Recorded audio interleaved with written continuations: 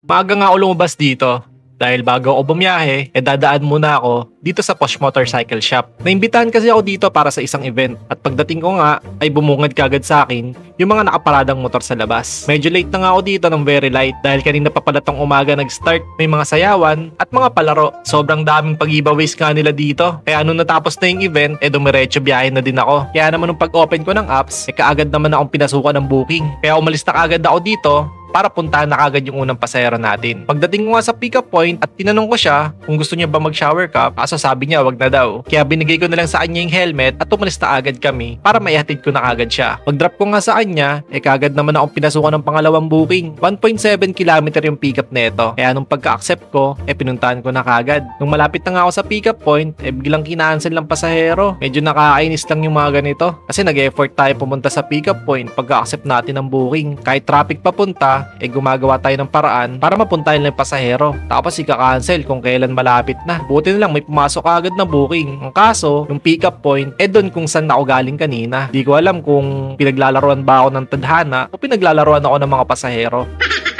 Well, no choice naman tayo kundi puntahan pa din sila. Pero sana, hindi na ito mag-cancel pa ulit. Kaya nung pagdating ko sa pick-up point, ay agad ko tong hinanap at tinanong kung siya ba yung magiging pasahero natin. Baka kasi mag-cancel na naman ulit.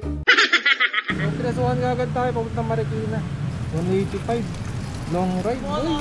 Pinasukan nga ako ng long ride dito at ang fare neto ay 185 pesos. Kinuha ko na din ito kasi mas gusto ko talaga yung long ride dahil mas mabilis tayo makaipon pag puro long ride. Habang papunta nga ako dito sa pasahero ko, may nakita ako magandang na para bang tumigil yung tibok ng puso ko. Charot! Nakakita na naman tayo ng magandang Nice. Maya-maya lang, dumating na yung pasahero natin. At agad na kami umalis para maabutan ko ulit yung magandang At hindi nga ako nabigo mga kaibigan dahil nakita ko na naman ang babaeng nagpatibok ng nguso ko.